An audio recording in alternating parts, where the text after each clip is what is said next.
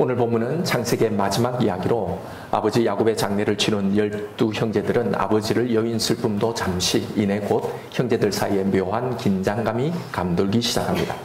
요셉의 형들은 자신들의 안전장치 역할을 했던 아버지가 세상을 떠나자 요셉이 자신들에게 당했던 대로 보복해 올 것이라는 이 두려움에 휩싸게 되죠. 사실 당대 최강국 애굽의 실세인 요셉이 마음먹으면 못할 일도 아니었기 때문입니다. 그리고 사실 요셉이 얼마나 억울한 일을 당했습니까? 그것도 무지막지하게 고생을 했잖아요. 이걸 자신들도 너무나 잘 아니 두려운 거죠. 그래서 요셉의 형들은 불안에 떨며 사람을 보내어 요셉에게 자신들의 입장을 전달합니다. 너는 바빠서 그 자리에 없었겠지만 아버지가 돌아가시기 전에 너에게 남기신 유언이 있다. 너에게 전하기를 네 형들이 너에게 몹쓸 짓을 했지만 부디 너는 너의 형들의 허물과 죄를 용서해줘라. 이렇게 너에게 간곡하게 부탁을 하셨으니 이제 우리를 부디 용서해달라. 이 말을 전하는 거예요. 이 말을 전해 들은 요셉이 하염없이 울었다라는 겁니다. 그런데 요셉의 형들은 이것도 안심이 안 되었던지 직접 요셉을 찾아갑니다. 그리고 그 앞에 엎드려 절하면서 우리는 당신의 종입니다. 제발 살려달라고 빌기까지 하는 거예요.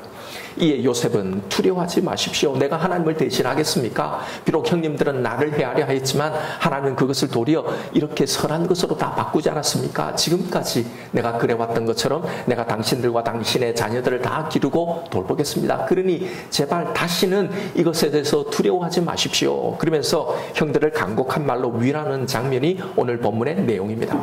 그리고 요셉의 죽음으로 창세기의 모든 이야기는 이제 끝이 나죠.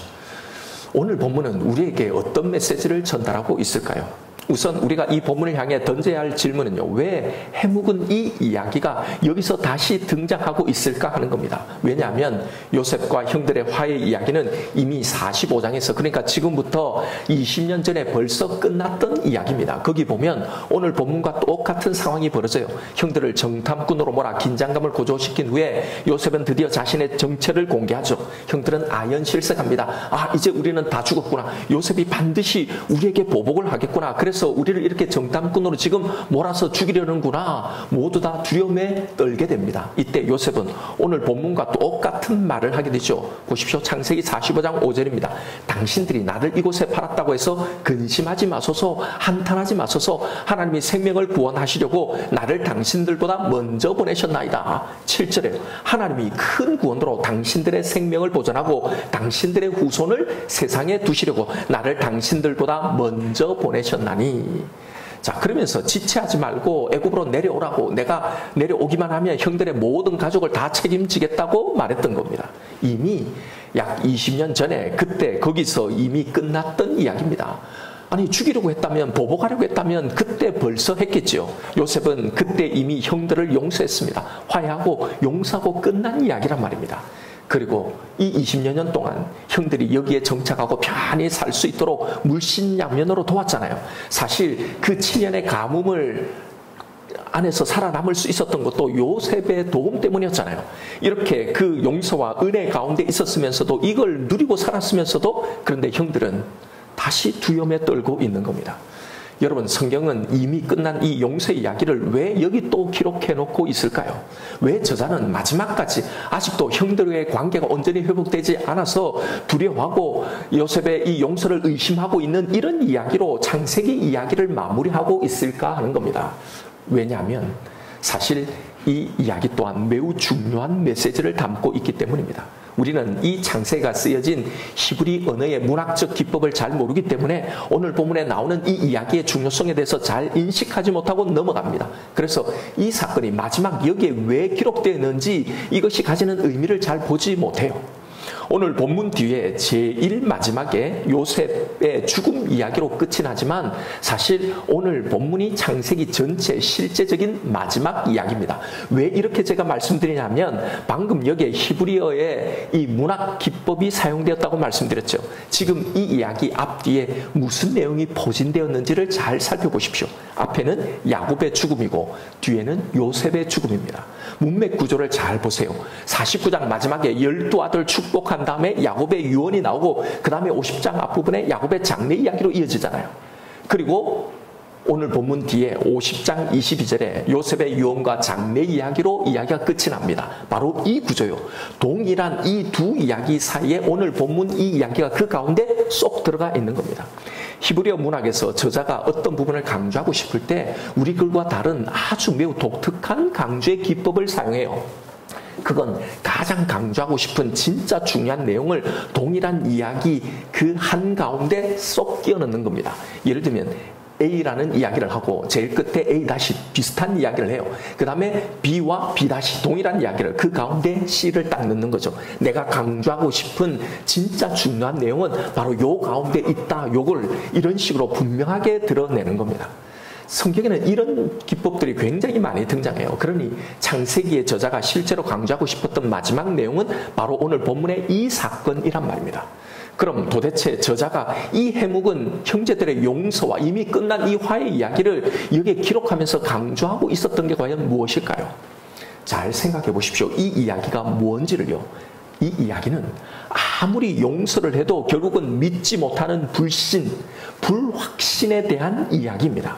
요셉이 아무리 용서와 화해를 선포해도 실제로 그런 은혜 속에 살아왔으면서도 형들은 여전히 그 용서와 화해를 믿지 못하고 있는 겁니다.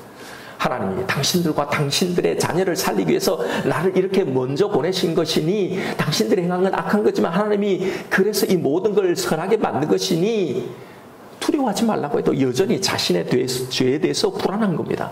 내가 얘한테 이런 짓을 했는데 혹시 이걸 나에게 안 갚으면 어떡할까? 보복하면 어떡할까? 이게 늘 두려웠던 거예요. 당신들을 탓하지 마십시오. 나는 이미 당신들을 용서했다고 그렇게 해도 그 죄책감과 정죄감에서 벗어나지 못하는 거예요.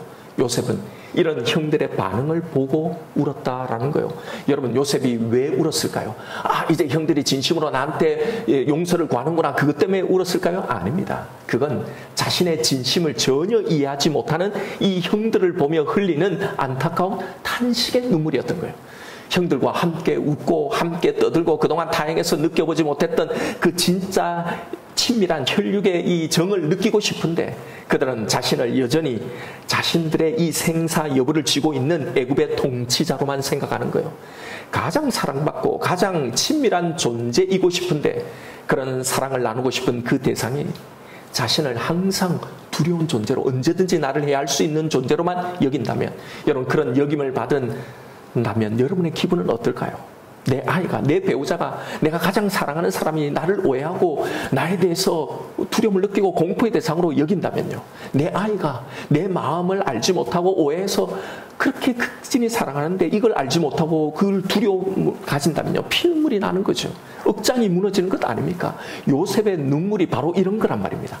여러분, 이 눈물이 누구의 눈물일 것 같습니까? 오늘 본문의 이 이야기가 누구의 이야기를 기록하고 있을까요? 예, 바로 당신의 백성 이스라엘 향해 흘리고 계신 하나님의 이 눈물을 상징하고 있는 이야기입니다. 우리는 그동안 창세기를 공부하면서 이 성경의 이야기가 말하려고 하는 진짜 메시지가 무엇인지를 확인해 왔습니다. 이 모든 이야기는 곧 예수 그리스도와 그를 통해 표현된 하나님의 이 사랑인 복음에 대한 이야기였음을요.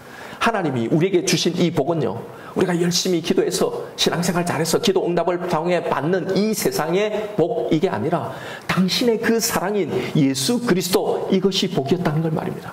그래서 우리의 신앙, 우리의 믿음은 세상적인 복을 구하는 이 기복이 아니라 하나님의 사랑을 더 온전히 확신하는 거라는 사실입니다. 이것이 성도가 해야 할 믿음 생활이라는 거예요. 다른 복이 필요한 것이 아니라 이미 우리에게 주신 이 복 안에 충분히 거하며 살아가는 것. 오늘 본문의 이 창세기의 마지막 이야기도 이 동일한 이야기를 우리에게 전달해 주고 있습니다. 이 설교의 첫 청중이 누구라고 그랬습니까? 출애굽한 이스라엘 백성들이라고 했잖아요. 이들에게 무슨 말씀을 전하려고 이런 이야기를 들려준 것일까요?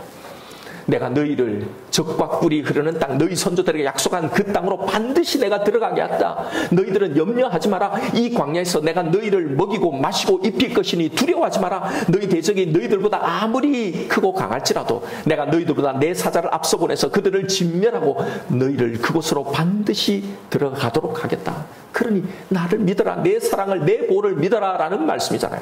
보십시오. 이 이야기가 결국 우리의 구원 이야기잖아요. 우리를 향한 하나님의 이야기란 말입니다. 우리의 모습을 보면서 내가 정말 구원을 받을까? 내가 정말 이 성공적으로 내 인생을, 신앙생활을 마무리할 수 있을까? 두려워하는 우리에게 주신 바로 그 이야기란 말입니다.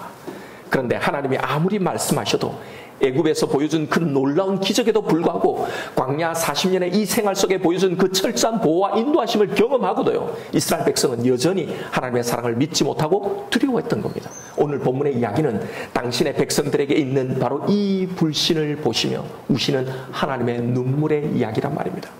이 눈물은 끝끝내 자신을 믿지 못하고 그렇게 많은 기적과 그렇게 많은 구원의 역사를 보고도 믿지 못하고 불안해하는 이스라엘 백성들을 보며 흘린 눈물인 동시에 오늘 이 시대 그렇게 십자가의 복음 이 사랑을 체험하고도 여전히 그 사랑을 신뢰하지 못하고 내가 겪는 여러 가지 문제들 상황 때문에 불안하고 두려워하고 있는 저와 여러분, 우리를 향한 하나님의 눈물이기도 한 겁니다. 여러분, 지금도 하나님은 우리를 보며 우시고 계시지 않을까요? 당신의 진심을 알아주지 못하는 우리를 보면서 말입니다. 그렇게 구원하시고 지키고 보호해 오셨건만 조그만 일 하나에도 마치 하나님이 없는 것처럼, 아예 하나님을 모르는 것처럼, 한 번도 그 하나님의 보호하심 그 구원을 받아본 적이 없는 것처럼 죽을 것 같이 두려워하는 우리를 보며 우시지 않을까 말입니다. 그렇게 내가 너의 모든 죄를 다 용서했다. 내 아들의 피로 너의 죄를 완전히 대속했다. 너희는 이 용서, 이 죄의 형벌에 대해 완전히 자유함을 누리라고 말씀하시는데도 여전히 내 모습을 보면서 조그만 일에도 혹시 하나님이 나를 치시는 건 아닐까 하고 두려워하고요. 평생을 믿어오면서도 혹시 이런 죄 때문에 내가 마지막에는 내가 구원에 탈락되는 건 아닐까라는 구원의 확신마저도 흔들리고 있는 우리를 보며 울고 계시는 건 아닐까 말입니다. 여러분에게는 용서받음에 대한 진정한 확신이 있으신가요? 예. 내 신앙이 바닥을 치지 않을 때는 있죠. 아직 치명적인 죄가 내게 없을 때는 있지요. 그런데 내가 어떤 일을 했었어도 또 어떤 잘못을 저질러도 내 모습과 내 상태가 얼마나 엉망으로 무너져 있어도 결국 그 하나님의 사랑과 용서가 내 운명을, 내 구원을 지켜낼 거라는 이 확신이 있으신가요? 하나님의 용서, 그 영원한 돌보심, 내가 이미 구원받았다는 그 구원의 확신이 잘 들지 않는 것은요, 여러분, 내 성격이 소심하거나 소극적이라서 그런 성향의 문제가 아니라 영적인 문제라는 걸 아셔야 합니다. 오늘 본문의 요셉의 형들을 보십시오. 자신들이 하나님을 깊이 체험하지 못하니, 하나님이 어떤 분이 알지 못하니, 하나님의 이 구원을 알지 못하니 하나님의 일하심에 대한 확신이 없는 거예요. 그러니 비록 자신들이 요셉에게 몹쓸 짓을 했지만 그것을 다 선으로 바꾸시는 이 하나님의 섭리를 이해하고 받아들이지도 못하는 겁니다. 그러니 20년 가까이 이곳 애굽에서 그들과 그들의 자손을 돌보고 길러준 이 요셉을 보고도, 그 은혜를 맛보고도, 그걸 경험하고 있으면서도, 심지어는 지금도 그 덕분에 살고 있으면서도 이걸 믿지 못해 불안하고 두려워하고 있는 거란 말입니다. 여러분, 이건 영적인 구원의 문제만이 아니죠. 여러분에게 마치 기근과 같은 이 세상의 그 어떤 어려움 속에서도 하나님이 여기서도 나를 지키고 내 후손을 지키고 보호하고 기르시리라는 이 확신이 있습니까? 지금 내가 겪고 있는 이 문제에서도 말입니다. 혹시 우리는 요셉의 형들처럼 여전히 두려움에 떨고 있지는 않나요? 잘 보십시오. 이게 무슨 이야기인지, 누구의 이야기인지를 말입니다. 여러분, 내가 생각하고 있는 것을 믿지 말고요, 성경 전체 이야기가 무엇에 대한 이야기인지를 확인해 보십시오. 성경의 각권들, 모든 구절들을 면밀히 살펴보십시오. 이 성경이 우리에게 전달하고 말하려고 하는 것이 무엇인지 말입니다. 우리는 이 창세기를 처음부터 끝까지 지금 살펴봤잖아요. 무엇입니까? 딱 하나요. 하나님의 이 사랑을 온전히 믿으라는 겁니다. 내 사랑을 제발 믿으라는 이 말씀입니다. 이걸 족장들의 이야기를 통해 보여주고 이제 창세기를 끝내며 이스라엘 민족 전체를 통해 이 이야기를 다시 하고 계신 거예요. 여러분, 우리의 신앙생활, 믿음 생활의 전부가 바로 이거란 말입니다. 창세기도 출애굽기도 레위기도 민수기도 구약도 신약도요, 모두가 한결같이 하는 이야기는 동일합니다. 하나님의 이 사랑요, 자신의 하나뿐인 이 아들 독생자 예수 그리스도의 이 십자가를 통해 증명해주고 표현되고 보여준 바로 그 용서와 그 사랑을 온전히 믿으라는 겁니다. 그런데 여러분, 우리의 신앙생활에서 이게 가장 잘 안 되는 겁니다. 그래서 이 이야기를 지금 하고 있는 거예요. 이 사랑을 온전히 믿는 것, 바로 이게 구원입니다. 왜요? 이 사랑이 그 어떤 우리의 위험에서도, 우리의 그 어떤 죄악에서도, 모든 그걸 통해 받는 우리의 저주와 형벌에서도 결국 우리를 구원해내기 때문입니다. 그래서 예수님이 십자가에서 다 이뤘다고, 내가 다 이미 지불했다고, 다 완결했다고 모든 것을 다 끝냈다고 말씀하신 거예요. 여러분, 지금 우리에게 일어나는 모든 문제의 근원은요, 다른 게 아닙니다. 우리에게 이 확신이 없기 때문입니다. 우리의 신앙생활에서 가장 중요한 바로 이 일, 이걸 온전히 우리가 이루어내지 못하기 때문에, 이걸 진짜로 온전히 믿지 못하기 때문에 다 모든 것이 문제가 생기는 거예요. 이 세상을 살아가면서 문제가 없을 수는 없죠. 모두에게 문제는 쉬지 않고 다 일어납니다. 믿는 사람이면 믿지 않는 사람이면 하나가 가면 또 하나가 와요. 그러나 여러분, 하나님은 우리에게 문제만 주시지 않았어요. 그걸 이겨낼, 견뎌낼, 넉넉히 이겨낼 그 열쇠를 주신 겁니다. 그게 바로 세상에 그 어떤 것도 끊을 수 없는 바로 이 당신의 사랑이라는 거예요. 그래서 정말 매번 그 사랑으로 우리는 죽을 것 같았던 그 문제를, 그 상황을 지나오며 여기에 서 있는 것 아닙니까? 매번 이 사랑의 실존을 우리가 경험해 왔으면서도 매번 이 사랑을 놓치고 그 사랑에 대한 확신이 희미해지기 때문에, 그래서 우리는 신앙생활을 하고 있다고 하면서도 늘 불안하고 두려워서 힘이 드는 겁니다. 계속 그래서 힘이 드는 신앙생활을 하는 거예요. 여러분, 하나님의 약속은 우리의 모든 악과 우리의 연약함을 선으로 바꾸시겠다는 거였어요. 잘 생각해 보십시오. 하나님의 구원의 약속이 뭔지를 말입니다. 이제 내가 너희를 선택하고 구원했으니 이제 너희에게는 다시는 이런 악함, 이 죄인 연약함이 없을 거다라는 게 아니잖아요. 네가 어떨지라도, 심지어는 네가 나를 배반해도 나는 너를 버리지 않고 구원하겠다는 이 약속이잖아요. 내가 기르겠다는 거잖아요. 내가 책임지겠다는 거잖아요. 니들이 아무리 엉터리여도, 아무런 가능성이 없어도 내가 가장 선한 것으로 이 모든 것을 결국 내가 계획한 대로 다 바꾸겠다는 거잖아요. 이게 바로 구약에서 이스라엘 역사를 통해 증명해 주신 하나님의 약속 이야기잖아요. 여러분, 20절을 보십시오. 당신들은 나를 헤아려 했으나 하나님은 그것을 선으로 바꾸사. 너무나 중요한 말씀이에요. 너무나 중요한 복음의 선언이기 때문입니다. 원어로 직역하면 당신들은 악을 위해 그걸 계획했어도, 이 모든 것들을 악함을 통해서 다 계획했어도 하나님은 선을 위해 이 모든 것조차도 다 계획하셨다. 그 계획 안에 다 들어가 있단 말입니다. 완전히, 그래서 모든 것을 너에게 좋은 것, 유리한 것, 선한 것으로 다 바꾸시겠다는 이 약속이에요. 그 어떤 악의 계획이라도 하나님의 계획이 이 모든 악의 계획을 다 덮어버리고 결국은 하나님의 계획으로 이루시겠다는 이 약속이란 말입니다. 창세기가 성경이 무슨 이야기를, 무슨 약속을 하고 있는지를 잘 보십시오. 이렇게 하면 하나님이 응답해 주시더라. 이렇게 하면 문제를 해결해 주시더라. 그런 이야기만 찾으려 하지 말고요. 진짜 성경이 말해주는 하나님의 이 구원의 약속이 뭔지를 잘 보시란 말입니다. 우리는 성경을 읽으면서 특히 이 창세기를 보면서 이런 생각들을 하잖아요. 하나님은 분명히 전지하신다고 하셨는데, 모든 것을 다 아신다고 하셨는데, 아니 왜 이 첫 창조가 결국은 실패할 걸 하나님이 다 아셨을 텐데, 왜 실패할 인간을, 아담이 실패할 걸 다 아셨을 텐데 왜 실패할 이 인간을, 왜 실패할 이 창조를 하나님이 하셨을까?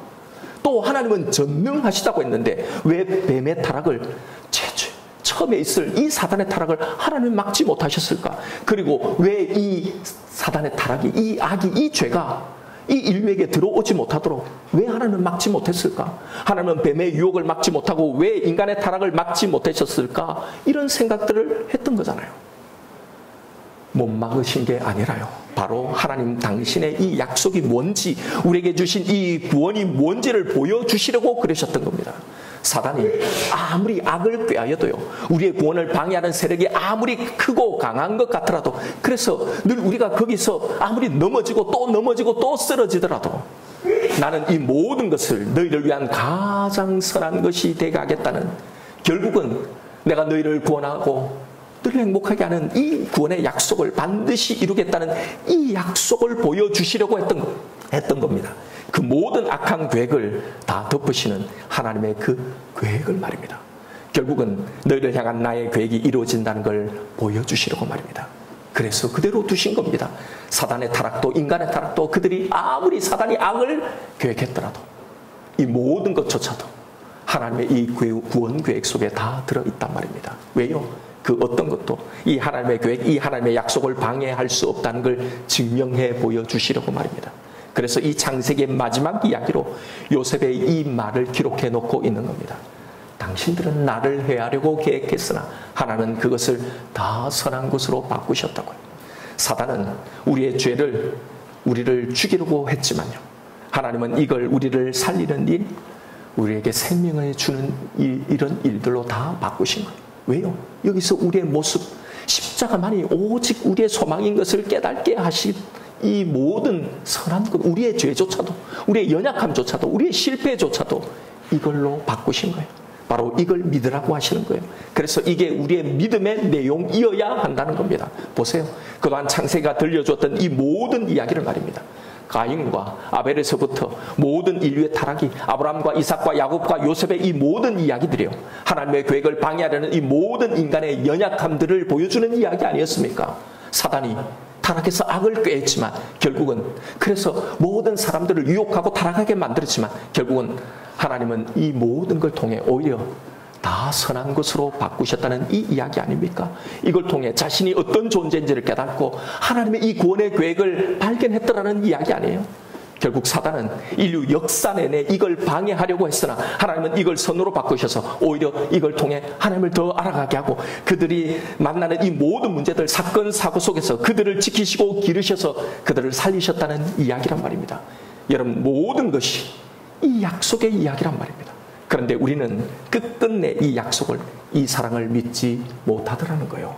조그만 일이 생기고 생기면 불안해하고 두려워하고 이 사랑을 믿지 못하고 불신하는 겁니다. 오늘 본문의 요셉의 형들처럼 말입니다. 그래서 그런 우리를 보시고 하나님은 우신다는 거예요. 그래서 창세기는 복의 실체가 무엇인지를 쭉 이야기한 후에 마지막으로 이 이야기를 하고 있는 겁니다. 사랑하는 성도 여러분, 혹시 아직도 내 마음을 누르는 죄의 무게들이 있습니까? 모든 정죄감, 이 죄책감에서 벗어나십시오. 그건 분명히 악이었지만, 그러나 하나님은 그것을 결국은 내가 어떤 존재인지를 보게 하는, 인정하고 고백할 수밖에 없게 만드는 그런 회개의 도구로 삼으신 것 아닙니까? 그리고 그것을 통해 우리의 구원의 수단으로, 선으로 바꾸신 것 아니냐 말입니다. 우리의 죄가 드러나면 드러날수록 악한 사단이 우리를 통해 계속 죄를 범하게 하면 할수록 결국은 드러나는 게 뭡니까? 우리에게는 소망이 없다는 것, 오직 예수의 이 십자가의 은혜만이 우리의 소망이라는 걸, 이것 더 발견하게 되는 것 아닙니까? 이것만을 더 붙들게 되는 것 아닙니까? 결국은 사단이 아무리 악한 걸 계획할지라도 하나님 이 모든 것을 선한 것으로 바꾸시더라는 거예요. 여러분, 하나님의 이 용서를 그러니 받아들이십시오. 그리고 그 어떤 정죄감, 죄책감에서도 이걸 다 떨쳐내 버리십시오. 하나님의 이 약속을 이제는 믿으십시오. 이스라엘의 이 반역의 역사를, 다 구약의 역사를 통해 쭉 다 보여주시면서 하나님이 선지서에서 마지막 하신 말씀이 뭡니까? 예레미야 50장 20절입니다. 여호와의 말씀이니라. 그날 그때는 이스라엘의 죄악을 찾을지라도 없겠고 유다의 죄를 찾을지라도 찾아내지 못하리니 이는 내가 남긴 자를 용서할 것이니라. 여러분, 이게 구약의 역사를 다 보여주고 선지서의 모든 선지자들의 말의 결론입니다. 동일한 이야기예요. 여기서 그날, 그때는 언제를 말합니까? 구약에서 예언한 그날은 메시아의 날, 예수 그리스도의 이 대속의 날을 말하잖아요. 그날에는 이스라엘의 죄악을, 유다의 죄악을, 하나님의 백성들의 죄악을 찾을지라도 찾아내지 못할 거라는 겁니다. 왜요? 이게 이제는 회개하고 이제는 개가천선해서 모든 하나님 백성들이 다 의롭게 되어서 완벽하게 되어서 이제는 다시는 죄를 찾아낼 수 없다는 말입니까? 아니잖아요. 그 다음 말씀을 보십시오. 그 이유는 내가 남긴 자를 용서했기 때문이다. 보십시오. 하나님을 믿는다는 것이 무엇인지, 예수를 믿는다는 것이 무엇인지를 성경이 말하는 신앙생활이라는 게 뭘 말하는 건지를 말입니다. 예수를 믿어서 구원을 얻어서 이제는 죄를 안 짓게 되는 걸, 이걸 말하는 게 아닙니다. 그래서 구원을 얻을 자격을 얻어서 내가 거기에서 점수를 얻어서 합격해서 남보다 좀 더 나은 신앙생활해서 그래서 구원 얻는 게 아니라요. 하나님의 사랑이 여전히 죄를 범하고 여전히 죄인인 나를 다 받아줘서 나를 용납해줘서 나는 영원히 살게 된다는 걸, 이걸 믿는 겁니다. 여러분, 예수를 믿어도 구원을 받아도 우리는 또 죄를 짓습니다. 아무리 또 은혜를 받고 그렇게 해도 또 죄를 지어요. 그럼 예수를 믿고 하는 신앙생활이라는 건 도대체 뭔가요? 예수를 믿어도 끊임없이 나오는 그 죄에도 불구하고 그런 나를 발견하는 거예요. 이런 나를 받아주시는 이 하나님의 사랑을 믿는 것. 이게 신앙생활인 거예요. 이 사랑을 그래서 누리는 게 신앙생활이란 말입니다. 바로 이걸요. 이제 이 구원을 얻은 우리, 이 구원 안으로 들어온 우리가 해야 할 신앙의 일이 바로 이거라는 걸 말해주려고 이제 이 창세기의 마지막 이야기로 형들의 이 이야기를 들려주고 있는 겁니다. 이제 이 구원 안에 있는 우리가 해야 할 일이, 신앙의 일이 바로 이것이기 때문에요. 왜요? 하나님이 우리를 영원한 파멸로 가지 않도록 우리를 지키시고 결국 당신이 목표하신 그 자리까지 우리를 거기까지 기르시기 때문입니다. 여러분, 내가 생각하는 구원의 조건, 그 구원의 근거, 그것 말고요. 성경이 말하는 나의 구원에 관한 말씀을 들으십시오. 결국 우리는 내가 예수를 믿어서 신앙생활 이렇게 몇십 년 해서 처음보다는 더 좀 온전해져서 의로워져서 내 친구는 안 믿고 내 친구는 신앙생활 잘못했지만 나는 잘 믿어서 나는 이렇게 신실하게 믿었기에 구원받는 게 아닙니다. 여러분, 신앙생활이 뭔지를 바로 아셔야 합니다. 여러분, 우리의 온전함, 우리 의로움이 어디 있나요? 30년 넘게 내가 신앙생활해 온 거예요. 평생 예수를 믿고 이렇게 봉사하면서 헌신하면서 신앙생활해 온 거예요. 그 알량한 것 가지고 여러분 우리가 구원을 받을 수 있나요? 아니, 내가 평생 해온 이 신앙생활을 그 알량한 것이라고 말해 기분이 상하신가요? 여러분, 내가 믿었다는 것이 우리의 구원의 근거가 될 수 있는지 진짜 한번 따져볼까요? 사실 진짜 우리가 제대로 믿기나 하는 겁니까? 늘 말씀드리는 게 이거잖아요. 이 형들의 모습이 바로 우리의 모습입니다. 안 믿어요. 믿는 것 같지만 결국은 결정적으로 믿지 않습니다. 그런데 뭘 우리가 믿었다고 우리의 믿음을 나의 구원의 근거로 제시할 수 있단 말입니까? 예수를 수십 년 믿어도, 아니 태어나면서부터 믿어와도요, 이 문제가 해결되지 않는 성도들이 너무나 많습니다. 결국 다 율법으로 확인하려고 하는 거예요. 예수 그리스도가 율법의 마침이 되셨다, 율법의 모든 요구를 다 이루셨다고 그렇게 선언하시는데도, 성경은 그렇게 말하고 있는데도 우리는 여전히 그 율법의 요구 아래서 이 사단의 속임에 참수해서 벗어나지 못하고 있는 겁니다. 그래서 늘 두려워하는 거죠. 내가 그래도 다른 사람보다는 좀 더 낫다는 이 근거를 찾고 그걸 만들어서 그것을 가지고 나와서 안심하려고 하는 겁니다. 하나님, 그래도 이만하면 저 사람들보다는 그래도 낫지요. 하나님, 이 정도면 그래도 평균 이상은 내가 되죠. 하나님, 그래도 구원의 이 컷오프는 내가 통과할 수 있겠죠. 천국 갈 수 있겠죠. 여러분, 이게 사실은 우리가 하고 있는 신앙생활인 거예요. 이걸 신앙생활이라고 하고 있는 겁니다. 하나님이 정작 우리에게 주신 이 복은 전혀 누리지 못한 채 여전히 율법을 가지고, 그러니 여러분, 이런 신앙생활이 얼마나 고달픈 겁니까? 그러니 늘 이 상태를 유지하지 못해서 늘 불안하고 두려운 겁니다. 그러니 나에게 무슨 안 좋은 일만 생기면요, 복음은 다 달아나 버리는 거예요. 하나님의 사랑은 다 달아나 버리는 겁니다. 뭔가 조그만 사고가 내게 나도 아이고 혹시 하나님이 그것 때문에 나를 치시나 가슴이 철렁한 거죠. 그리고는 내가 혹시 잘못한 게 뭔가 그걸 찾아내는 거예요. 그리고 내가 아는 성경 지식을 동원해서 그걸 찾고 그걸 해결해서 그걸 통해 이 사고를 피하고 줄이고 속히 벗어나려고 하는 겁니다. 그걸 통해 구원을 얻으려고 하는 거죠. 또는 혹은 내 악한 모습, 내 죄악된 모습, 전혀 변하지 않는 내 모습을 보면서 불안한 거예요. 나는 정말 천국 갈 수 있을까? 정말 내 신앙생활은 성공할 수 있을까? 불안한 겁니다. 여러분, 성경은 하나님의 사랑의 이야기인데, 이 약속의 이야기인데, 복음인데 여전히 율법으로만 우리는 사용하고 있는 거예요. 이렇게 하나님을 믿고 이렇게 하나님의 사랑을 곡해하고 있는 거예요. 예수의 십자가의 대속을 믿는다고 하면서도 결국 내가 다 해결해야 하는 겁니다. 여전히 율법에 갇혀서 그렇게 하나님을 믿고 있는 거예요. 여러분, 분명히 강조드렸고 다시 강조하지만 성경이 선언하는 복음의 선언은요, 우리가 잘 믿어서 구원 얻었다는 게 아닙니다. 믿어서, 그래서 우리의 믿음을 보시고 하나님이 그걸 보고 다른 사람은 안 믿었는데 너는 믿었기 때문에 그래서 우리를 구원해 주신다는 게 아닙니다. 여러분, 이 설명을 끝까지 잘 들으셔야 합니다. 우리가 믿어서 우리의 믿음이 우리를 구원해 주는 것이 아님을 보여주고 확인해 주는 것이요, 바로 성경의 이야기입니다. 이스라엘 백성들의 전체 이야기란 말입니다. 이 이야기를 하시려고 성경의 이야기를 들려주신 것, 그게 이스라엘 구약에 보여준 이스라엘의 역사입니다. 지금까지 배워왔던 이 창세기 이야기를 다시 한번 생각해 보십시오. 아담을 만드시고 그를 찾아가신 분이 하나님입니다. 타락한 이유예요. 아담이 아니에요. 보십시오. 그 놀라운 창조물을 대가 없이 다 선물로 주고 하나님과 대면하는 이 은혜를 받았지만 결국 최초의 인간이 어떤 선택을 합니까? 죄를 지은 거예요. 배신한 겁니다. 배은망덕한 거예요. 이게 인간이 행한 거예요. 그런 아담이 자신의 죄를 다 해결해서 용서해서 그래서 하나님이 구원해 주신 겁니까? 전혀 아니었잖아요. 아담이 자신의 죄의 부끄러움을 가리기 위해서 만든 율법, 이 무화과 잎을 대신에 가죽옷을 지어서 그의 부끄러움을 가려주신 거예요. 아담의 죄를 가리울 이 가죽옷을 위해 누군가는 죽었다는 거예요. 여기서 십자가의 이 대속 이야기가 나왔던 겁니다. 믿음의 조상이라는 이 아브라함의 이야기도 우리가 살펴보았잖아요. 하나님은 아브라함에게 먼저 찾아가십니다. 아브라함이 그가 특심이 있어서 하나님을 찾아간 게 아니죠.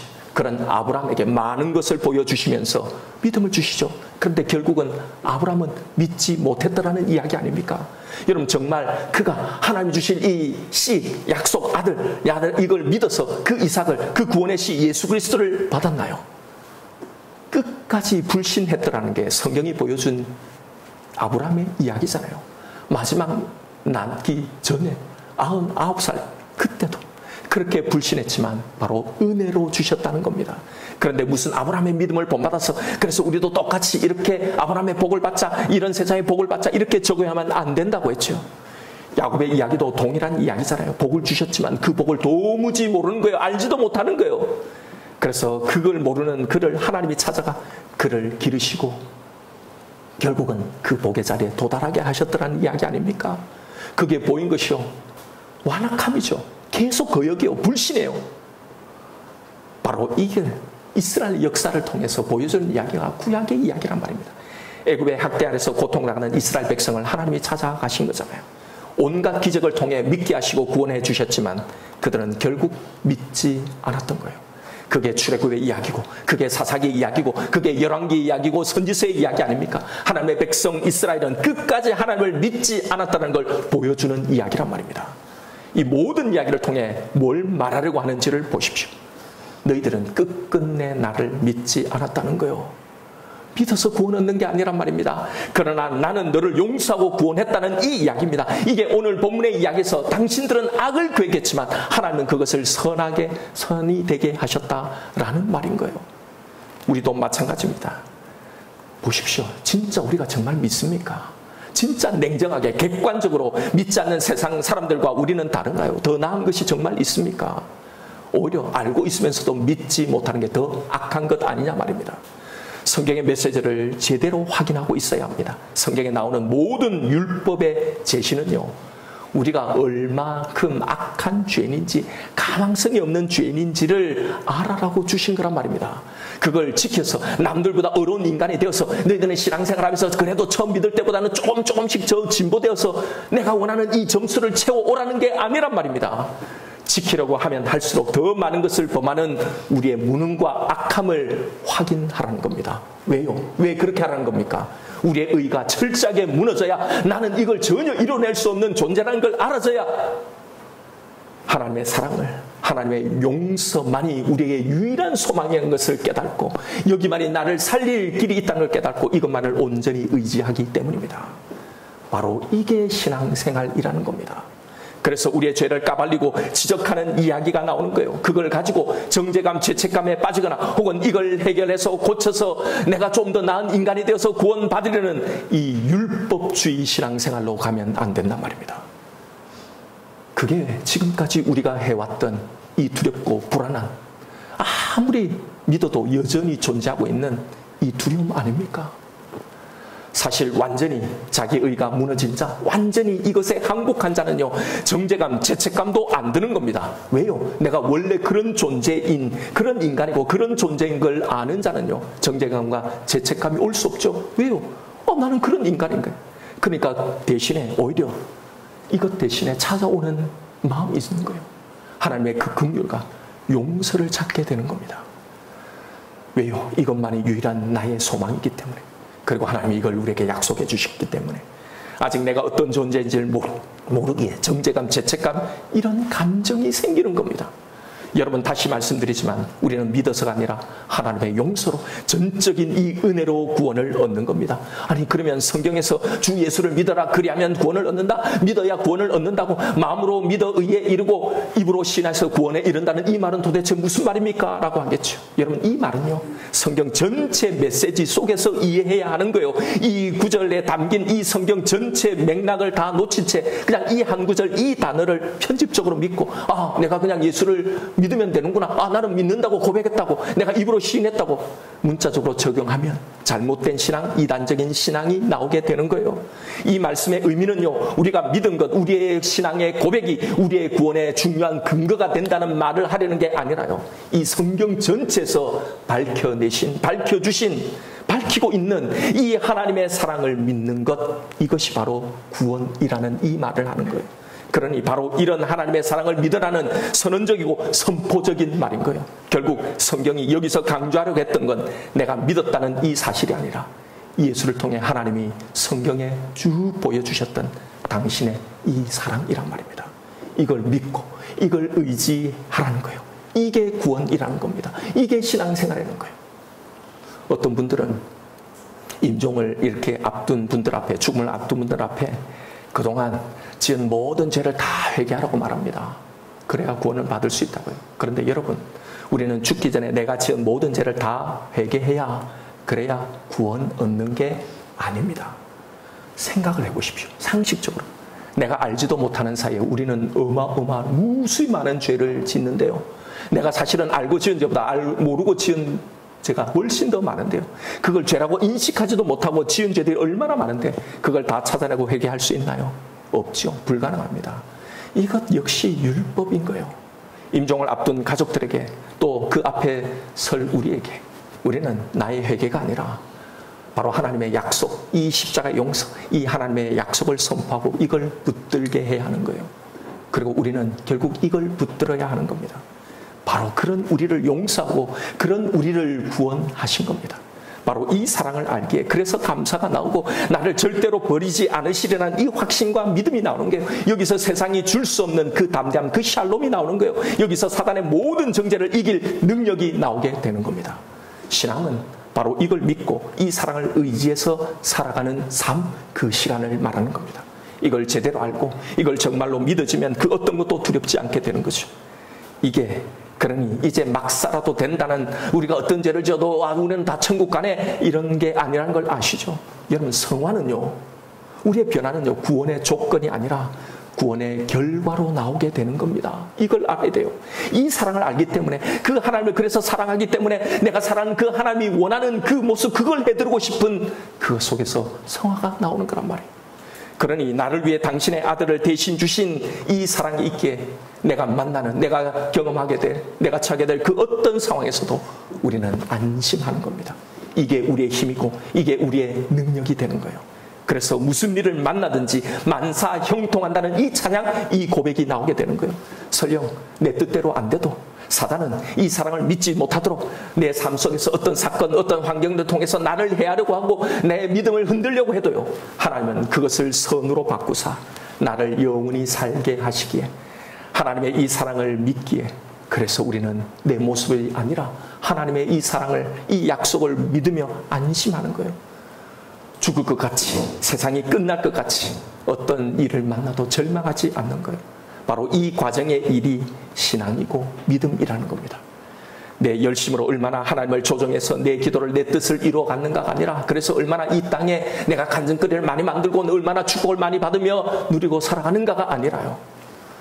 여러분, 이건 영적인 문제, 영적인 구원만이 아니라 우리의 삶의 모든 문제의 구원에서도 마찬가지입니다. 뭐라고 말합니까? 내가 당신과 당신의 자녀를 지키고 보호하고 기르겠다고 하잖아요. 여러분, 고민되고 걱정되는 문제들이 있습니까? 하나님의 이 약속을 붙드십시오. 죽어서 천국 가는 것만 약속하신 게 아닙니다. 이 땅에서 내가 너를 기르고 내가 영원히 너와 함께하고 너를 지키고 보호하겠다는 이 땅에서의 약속도 주신 거란 말입니다. 여러분, 진짜 구원을 온전히 누리는 상태가 어떤 것일까요? 사실 온전이란 말은 이 세상에서 불가능할 수 있겠지만, 그래도 구원을 우리가 제법 누리고 살아가는 이 삶의 가장 대표적인 모습을 꼽으라면 그것은 안심입니다.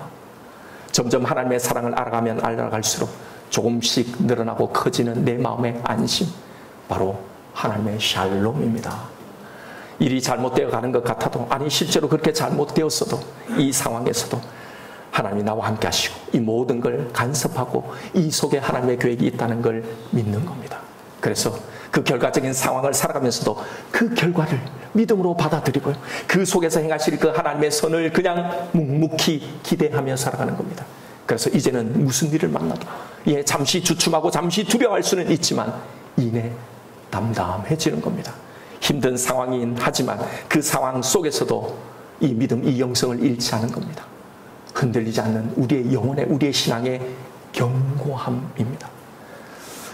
몇 년 전에 여러분도 알다시피 담낭에 결석이 생겨서 한 대학병원에 입원한 적이 있었어요. 담관에 스텐트를 넣어서 확장해주는 이 시술을 한 다음에 그 다음에 담낭 제거 수술을 하게 되었는데요. 그 병원에서 가장 실력이 좋은 이 교수님이 그 분야에서 제일 정평이 나 있는 교수님이 제 수술을 집도하기로 했어요. 다 그렇게 약속이 되었는데, 그런데 갑자기 다른 의사로 집도의가 변경됐다는 통보를 받은 거예요. 수술을 어레인지 해주셨던 이 교수님도 매우 아쉬워하셨어요. 아, 그분이 너무 잘하는데. 그때 하루 이틀 더 기다렸다가 원래 예약되었던 그 교수님한테 수술을 받을 수도 있었어요. 그런데 하나님이 제 속에 이런 마음을 주시는 거예요. 이 모든 것이 누구의 손에 달려 있느냐를 생각해 보라는 겁니다. 정말로 이 모든 것 속에 이 모든 걸 인도하고 섭리하는 하나님의 이 신실하심을 너는 믿는가 하는 질문이었어요. 그렇다면 이 속에서 분명히 하나님의 간섭이 있을 거라는 이 마음을 주셨어요. 그래서 뭐 생명을 다투는 큰 수술이 아니었지만 그래도 혹시 좀 잘못된다 하더라도 이것 또한 하나님의 섭리 속에 있을 거라는 이 믿음으로 그냥 자연스럽게 흘러가는 대로 그냥 두었어요. 뭐 그분이 실력이 없어서는 아니었겠지만 실제로 수술한 부위가 골맞어요. 수술한 후에도 퇴원한 후에도 한 달 넘게 고생을 했습니다. 병원을 계속 다니면서요. 그러나 이 또한 이 과정 속에서도 하나님이 나에게 허락하신 이 모든 것이 선하다는 하나님의 선하신 결과를 받아들이는 좋은 신앙의 시간이었습니다. 제가 수술을 하고 퇴원하는 날에 아버지도 똑같은 증상으로 입원을 하셨어요. 아버지도 저처럼 아버지는 담낭을 제거하는 수술을 받지 않으셨지만 담관을 높여주는 이 관을 삽입하는 이 수술, 제가 수술 전에 받았던 똑같은 시술을 받으셨어요. 그런데 결국 그것 때문에 그 작은 시술을 견디지 못하고 돌아가셨습니다.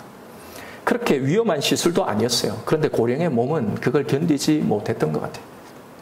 그때 잠시 그런 생각을 했어요.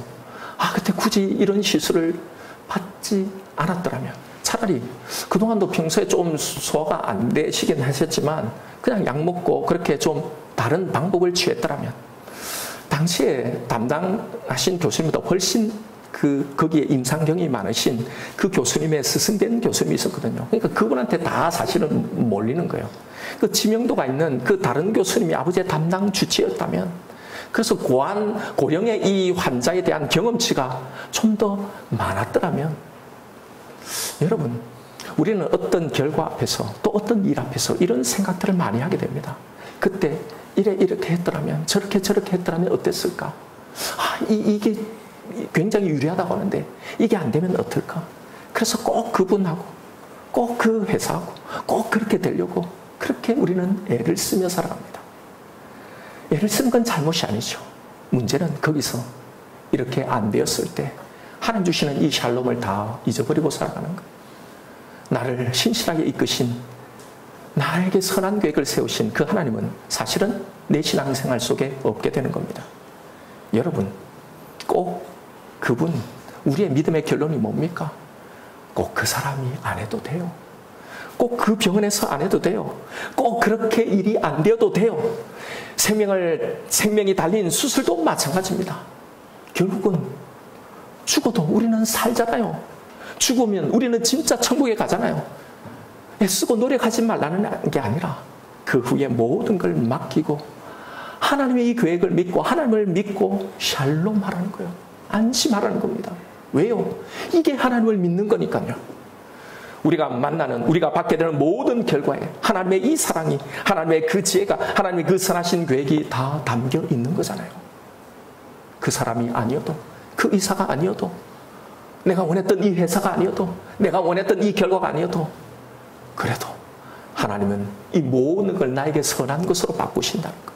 이걸 믿는 것 아닙니까? 이걸 믿는 거잖아요. 그래서 하나님의 이 샬롬을 누리고 사는 게 신앙생활이잖아요. 여러분, 성경이 우리에게 말하는 믿음은 바로 이런 겁니다. 믿음은 미래에 있을 모든 불안함 가운데 하나님의 이 약속, 이 사랑을 선포하는 겁니다. 그래서 그 불안을 샬롬으로 점점 채워가는 게 신앙생활입니다. 신앙은 지나온 내 모든 일들 속에 수많은 변수와 그 변수가 가져준 수많은 그 결과 속에 우리의 아쉬움과 우리의 후회들, 우리의 우울함을 하나님의 그 선하심, 그 신실하심으로 대체하는 거예요. 바뀌게 하는 겁니다.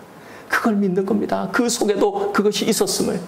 그래서 더 이상 우울해하지 않고, 더 이상 억울해하지 않고, 더 이상 아쉬워하지 않는 겁니다. 과거를 회상하며 그것이 가장 선한 것이었음을, 그리고 지금의 상황 가운데서도 이것에도 하나님의 이 선하신 계획이 있음을, 그리고 장래의 내 모든 일생의 일들 속에도 하나님의 이 선하심이 함께 하신다는 걸 고백하는 것, 이게 신앙생활이잖아요. 왜요? 20절의 이 고백, 바로 이 믿음 때문에요. 당신들은 나를 헤아려 하였어도, 사단은 나를, 이 사랑을, 이 믿음을 무너뜨리려고 나를 그렇게 공격해와도 결국 하나님은 그것조차도 다 나를 살리는 선으로 바꾸시길 것이기 때문에, 우리가 믿는 하나님이 바로 이 좋으신 하나님이기 때문에요. 여러분, 창세기가 말하려는 것, 성경 전체가 말하려는 이 단 한마디를 기억하십시다. 나를 믿어라. 나의 이 선함, 나의 신실함, 내 용서와 내 사랑을 믿어라. 너를 이끌고 가는 나의 손길을 믿으라는 거예요. 하나님을 믿는다는 건 사실 복잡한 게 아닙니다. 지금 내게 있는 이 문제들 속에 일어나는 이 일과 관련이 되어 있습니다. 어떤 상황, 어떤 결과 속에서도 그 하나님의 사랑을 믿는 거예요. 구원의 문제도 내 속에 있는 이 정죄감과 죄책감과 이 두려움과 이 불안함 속에 하나님의 사랑을 끊임없이 선포하며 내 속에서 그것을 몰아내는 작업이에요. 불안을, 두려움을 바로 이 샬롬으로 대체하고 채워나가는 것, 이게 믿음의 작업입니다. 여러분, 성경이 제시하는 그 신앙의 길을 보십시오. 창세기 전체 이야기를 우리가 다 공부하고 우리에게 들려주는 이 말씀을 붙잡으십시오. 그리고 그 신앙의 길을 걸어가십시다. 이 땅에 많은 당신의 백성을 보시며 흘리시는 하나님의 이 탄식의 눈물을 이제는 기쁨과 우리를 구원하심에 대한 감격의 눈물로 바꾸어 놓으신 저와 여러분, 우리가 되기를 주님의 이름으로 축원드립니다. 이 시간 주신 말씀 붙들고 우리 하나님 앞에 기도하십시다. 이 시간에 내 신앙, 내 모습을 보십시오. 여러분, 하나님의 도우심, 그 보호하심, 그 인도하심을 그렇게 체험하고도 조금만 문제가 생기면 하나님의 지켜주심을 믿지 못하고 불안해하고 두려워하고 있지는 않나요? 여러분, 우리는 도대체 그동안 뭘 믿어온 걸까요? 요셉의 형들처럼 그 말을 믿지 못해서 늘 해묵은 이 반복만 하고 있는 것은, 이걸 신앙생활이라고, 이걸 믿고 있다고 여기고 있는 것 아닙니까? 혹시 하나님은 그런 나를 보며 지금 울고 계시지는 않을까요? 아직까지 해결되지 못한 죄책감들, 그 정죄감들, 그 형벌에 대한 두려움들이 혹시 있지 않습니까? 조금만 일이 잘못되어도 혹시 내가 그것 때문에 벌 받는 것 아닌가라는 이 두려움에 휩싸이는 그런 문제들이 없습니까? 여러분, 하나님은 당신을 두려워하는 우리를 보시며 우시는 거예요. 내가 너를 얼마나 사랑하는데, 내 모든 걸 줘서 너를 지키는데, 이게 십자가를 통해 너에게 보여준 나의 증표였는데, 여러분, 십자가에서 우리의 모든 죄는 이미 다 용서를 받았습니다. 우리는 그 사랑에 감격해서 그 사랑에 반응하며 신앙생활을 하는 거예요. 우리는 이 사랑을 믿는 겁니다. 이게 신앙이고 이게 믿음입니다. 네가 아무리 연약할지라도, 네가 아무리 악할지라도, 네가 아무리 넘어질지라도 나는 내 모든 것을 다 선하게 바꿀 거다. 내가 너와 너의 후손을 지키고 보호하고 너를 기를 거다. 여러분, 이게 얼마나 더 반복해서 들어야 우리는 이 하나님의 사랑을 믿을 수 있을까요? 이제 우리를 보고 우시는 이 하나님을 바라보십시다. 그리고 이제 그 하나님의 눈물을 멈추게 하십시다. 처음 나에게 주셨던 그 약속, 이 사랑, 이것을 붙드십시다. 이 시간 나에게 주신 말씀이 있을 거예요. 우리 이 말씀 붙들고 하나님 앞에 기도하며 나아가십시다.